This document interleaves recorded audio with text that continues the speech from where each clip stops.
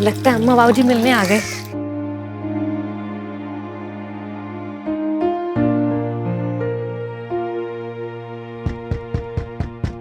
अम्मा,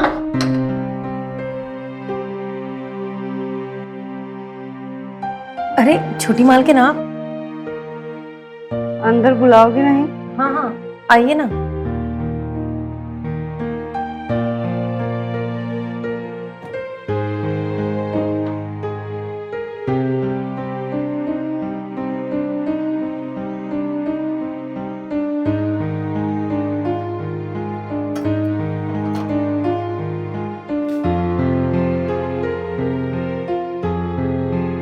मालकिन पानी।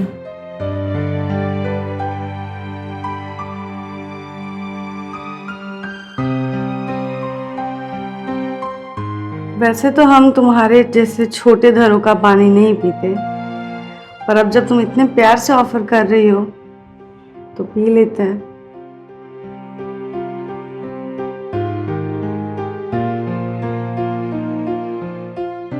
मालकिन माँ बाबूजी कैसे हैं?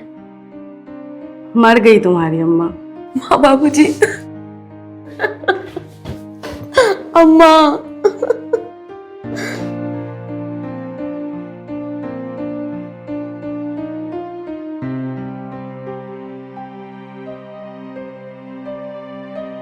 और आज हम तुम्हें लेने आए हैं। क्या? अब तुम्हारी माँ तो गिरवी थी ना, उनका कर्ज तुमको ही उतारना पड़ेगा ना।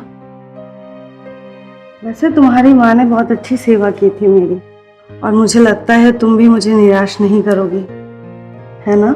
छोटी मालकिन। अरे कतराओ मत, करीब आओ। छोटी मालकिन छोड़िए। देखो, हमसे बैल लेके तो शेर भी नहीं रह पाया, तुम तो फिर भी बड़ी खरगोश हो। और मुझे ज्यादा परेशान किया तो पूरे गांव के सामने नंगा कर दूंगी।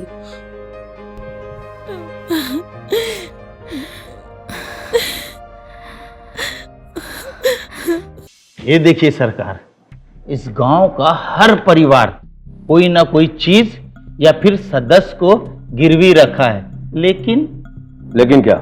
सरकार, बस रामलाल का ही परिवार ऐसा है जो आज तक आपके सामने गुहार नहीं लगाया।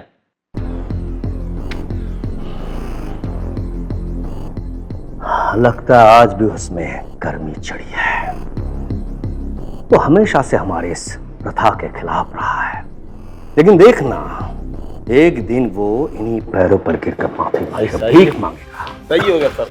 ये लीजिए पिताजी, वो जो रघुपति मर गई थी उसके बदले हम इसकी बेटी को ले आए। ओह, बढ़िया, बहुत बढ़िया। लेकिन बेटा, इसीलिए नहीं तुम क्यों गई? इतने सारे नौकर चाकर है घर में, वो भी तो जा सकते थे। तुम तो मेरी परी हो, बिटिया रानी हो। अरे पिताजी, आप ही तो हमें अपना बेटा कहते हैं ना, और आज हम अपने बेटे होने का फर्ज निभाएंगे। अच्छी बात। अरे कामिनी, लो देखो तुम्हारे लिए और एक नौकरानी आ गई। इतने सारे तो नौकर है, अभी इसको क्या काम दे? अरे इसे मेरे कमरे में, मतलब हमारे कमरे में रख देते हैं काम के लिए। ठीक है, चल तुझे तेरा कमरा दिखाती।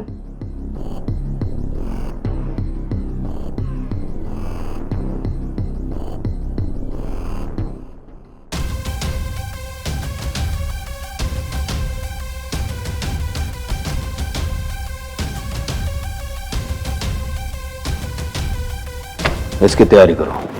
जी सरकार।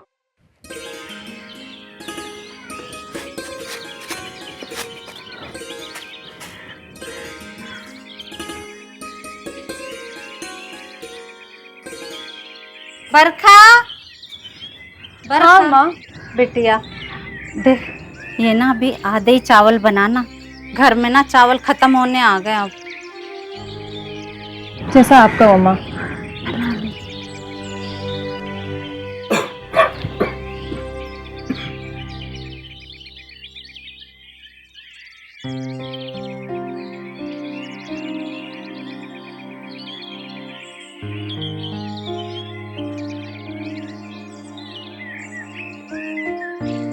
क्या बात है जी, बहुत उदास उदास लग रहे हो।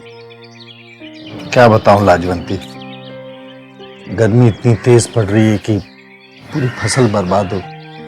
पता नहीं है भगवान भी क्या सोच रहा है। घर में अनाज एकदम खत्म होने आ गया है जी। अम्मा, बाबूजी आप फिक्र मत करो, खेतों में अभी भी कुछ फसल बाकी है। अगर उससे वो निकल पाया ना, हम कर्जदारों को पैसा लौटा पाएंगे। इतना परेशान मत हो, कोशिश करते हैं। बेटा, तू ही तो एक हमारा सहारा है, जो हर बुरे समय में कुछ न कुछ अच्छी बातें करता है, हम सबका हौसला बनाता है। बाबूजी,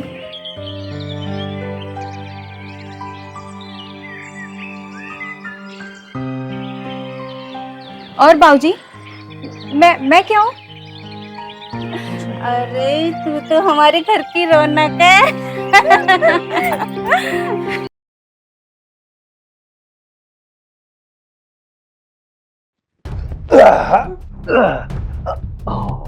अरे नौकरानी तू, मुझे लगा तेरी मालकिन यहाँ खड़ी है।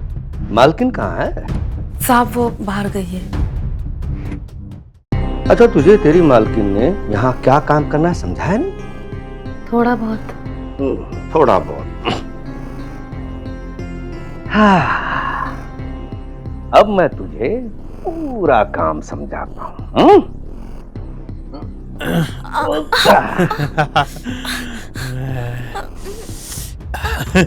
अम्मा, आप ज्यादा मत सोचो। ये भी एक कारण ही है जो आपकी तबीयत इतनी खराब हो गई है। कैसे ना सोचूं बिटिया, कल रात को कर्जदार आके धावा बोल गए और फसल भी अच्छी नहीं हुई। बाबूजी, कुछ बात हुई कर्जदारों से? धीरज भैया, आप तो कुछ बोलो ना। क्या बोलूं छुटकी, कर्जदारों ने हमारी एक बात भी नहीं मानी और हमारा सारा जमीन भी हथिया लिया। हे भगवान, अब क्या करेंगे? बिटिया की शादी भी करनी, फसल भी अच्छी नहीं हुई, कर्जा कैसे उतारेंगे? अम्मा, सब ठीक हो जाएगा अम्मा। ज्यादा मत। रे रामलाल, कैसा आदमी है रे तू? तेरी बीवी की तबीयत इतनी खराब है और तू क्या कर रहा है? क्या कर रहा है उनके लिए? कुछ तो करना पड़ेगा। क्यों न मैं खुद को, धीरज को गिरवी रख दूं? हाँ, एक बार ये सारी समस्याएं हल हो जाएंगी तो उसके बाद हम भी उनके बंधन से शायद छूट ही जाएंगे। हाँ, ये ठीक है। आप चिंता मत करिए, सब ठीक हो जाएगा।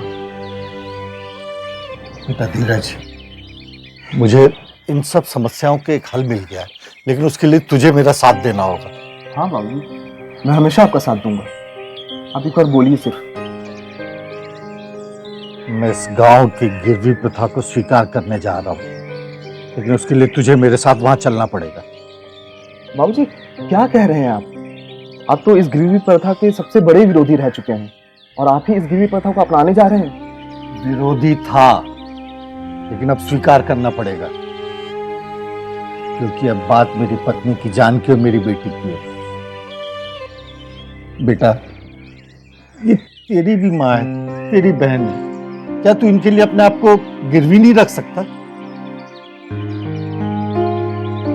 ठीक है बाबूजी, मैं अपनी बहन और अपनी माँ, इन दोनों के लिए गिरवी प्रथा को स्वीकार करता हूँ। नहीं नहीं बाबूजी, भैया, मैं ये नहीं देख सकती। नहीं। छुटकी, मैं बड़ा हूँ और तुम्हें मेरी बात माननी पड़ेगी। मैंने सोच लिया, तुम अपना और अम्मा दोनों का ख्याल रखना। चलिए बाबूजी। चल बेटा। मालिक, बचा लीजिए मालिक, अब आप ही एक सहारा हो मालिक, बचा लीजिए हमें। रामलाल, तुम तो हमेशा से हमारे विरोधी रहे हो। मालिक माफ कर दीजिए मालिक, मैं हार गया आपके सामने मालिक। आज मैं अपने आप को, अपने बेटे धीरज को आपके पास गिरवी रखने आया हूं मालिक। मालकिन रहम करो। बस करो रामलाल, बस करो।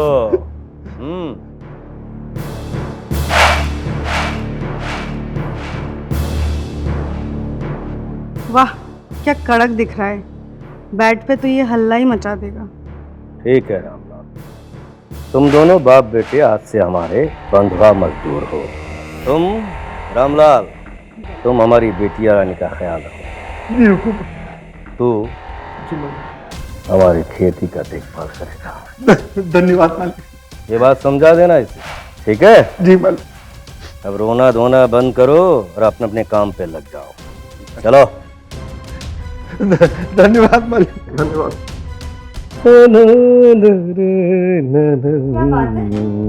आज बड़े खुश लग रहे हो। हाँ, मेरे खुशी के दो कारण हैं। दो कारण? पहला कारण यह है कि जो हमारे गिरवी प्रथा के खिलाफ था, आज जो खुद हमारे यहाँ गिरवी कर गया है। दूसरा कारण यह है कि तुम्हें शायद नहीं पता, जो कर्जदार कर्ज देते हैं या लेते हैं वो सब हमारे चमचे हैं, मतलब हमारे आदमी। इसका मतलब सीधा सीधा हिसाब ये हुआ कि सारे गांव, सारा खेत खलियान, घर द्वार अब सब हमारे कब्जे में। अरे वाह, ये तो सोने पे सुहागा हो गया। सोने पे सुहागा तब होगा मेरी जान, जब आज रात को तुम मुझे कुछ अलग तरीके से सुख दोगी। जरूर, आपसे ही तो सीखे हैं सारे अलग तरीके। मैं आती हूँ। क्या आता है भाई।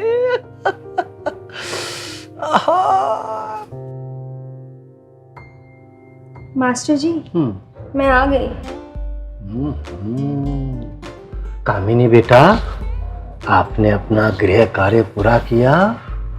नहीं मास्टर जी, वो बत्ती चली गई थी ना, तो मैं नहीं कर पाई। अंधेरे में कैसे पूरा होगा, है ना? अब गृह कार्य पूरा नहीं हुआ तो सजा पाने के लिए तैयार हो जाओ। पर मुझे तो लगेगी ना मास्टर जी। लगेगी नहीं तो मजा कैसे आएगा और सजा कैसे होगी?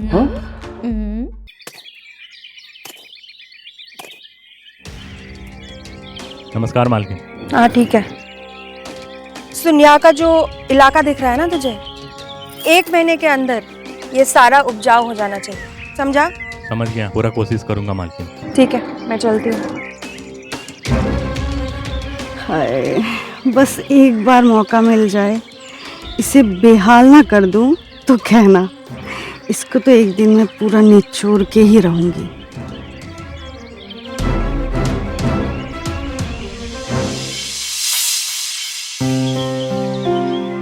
धीरज धीरज धीरज, इसने तो मेरे जिस्म में आग ही लगा रखी है। अब मुझे उसकी तलब हो रही है, क्या करूं? एक तो बाबूजी ने भी घर से सारे जवान मर्दों को घर से बाहर कर रखा है, कैसे बुझाऊं मैं अब प्यास?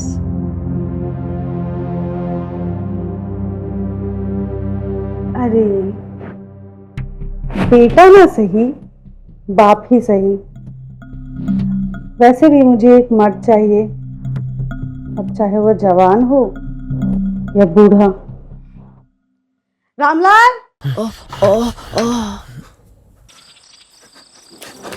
बाबूजी, आप ठीक तो हैं? इधर बैठिए। आप ठीक है बाबूजी? मैं ठीक हूँ बेटा। झूठ मत बोलिए, जल्लाद हैं ये लोग, जल्लाद। इनके लिए जितना भी करो सब कम है। क्या करें बेटा, क्या कर सकते हैं हम? वक्त और हालात के कारण जो हमने कर्जा लिया, जब तक वो कर्जा नहीं चुक जाता, हमारे खून की एक एक बूंद इनके पास गिरवी है बेटा। हमने अपने आप को गिरवी रख दी।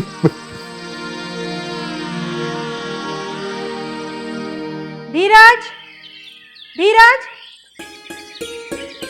अब लोग रेडी हो गए? संभाल के जाना, रानी का ख्याल रखना। अब कामिनी बस 2 दिन के तो शहर जा रहे हो, और तुम्हें पता है शहर की प्रॉपर्टी हमारी बिटिया रानी का नाम हो जाए फिर हमें राहत मिलेगी। अरे तुम्हारा नौकर कहाँ चला गया, क्या नाम है उसका? धीरज, उसे इस वक्त यहाँ उपस्थित होना चाहिए। आप अभी इतना गुस्सा मत करो, एक अच्छे काम के लिए जा रहे हो, दिमाग ठंडा रखो। मैं बुलाती हूँ ना उसे। धीरज, धीरज। जी मालकिन। जी मालकिन, आपने बुलाया? सर बुला रहे। बुलाया आपने? बेवकूफ, नालायक, कामचोर, सुबह से तुझे यहाँ होना चाहिए। बुलाया मुझे मालकिन? बेवकूफ कहीं का। तो सुन, 2 दिन के लिए हम लोग शहर जा रहे हैं। यहाँ घर पे सिर्फ तेरी बड़ी मालकिन रहेगी। पूरा ख्याल रखना घर का और खेत का भी। अगर कोई चोर आ जाए घर में तो तेरी खैर नहीं, समझा ना? और सुन, तेरा बाप रामलाल भी हमारे साथ जा रहा है, समझा? चलो कामिनी, निकलते हम लोग। माँ, अपना ख्याल रखना। आप लोग भी ध्यान से जाओ और अभी जल्दी निकलो, लेट हो जाएगा नहीं तो। रामलाल, जाओ जाओ। जी मालकिन।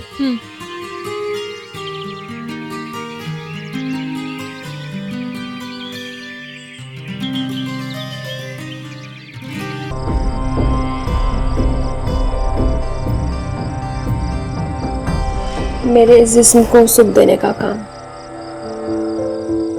तुम्हारा ये बदन मेरी प्यास पर आता है। और इस बदन को मेरे हवाले कर दो,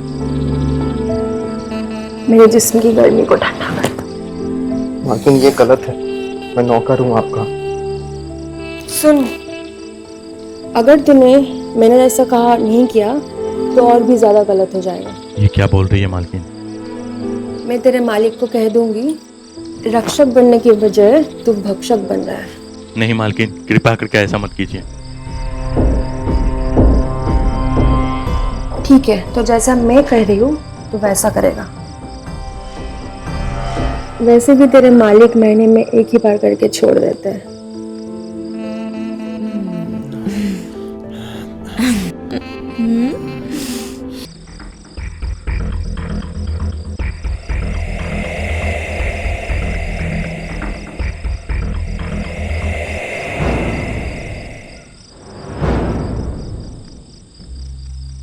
बाबूजी, बाबूजी, बाबूजी,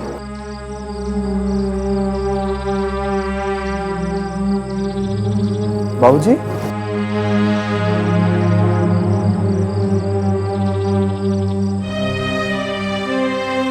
बाबूजी,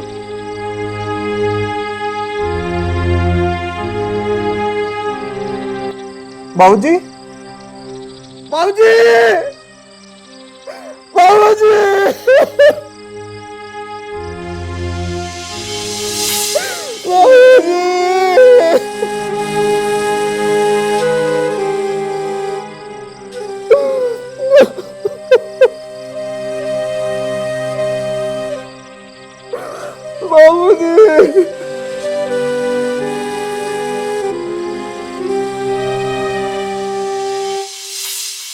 हाँ धीरज। मालिक, मुझे कुछ आपसे बात करनी थी। मालिक से कैसी बात? मालिक, अब तो आप भी जानते कि बाबूजी इस दुनिया में नहीं रहे, तो क्या मैं गिरवी की प्रथा से आजाद हूँ?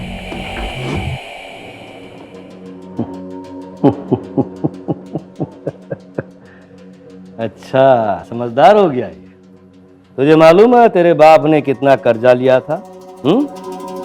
उसने खुद को इस घर में गिरवी रखा था। कर्जा कितना लिया पता है तुझे? पूरे 10 लाख। अब तो सारी जिम्मेदारी बाप का काम भी तुझे ही करना पड़ेगा, क्योंकि तेरा बाप तो मर चुका है ना?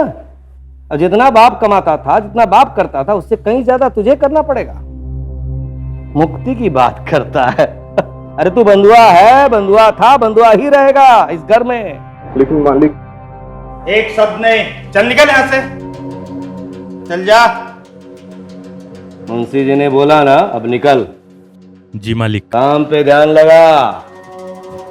साला बंधुआ, आजा बंधुआ को आजादी चाहिए।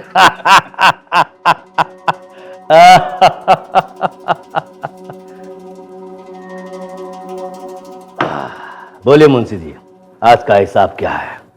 आज का ये पूरा हिसाब रेडी है मालिक, ये देखिए।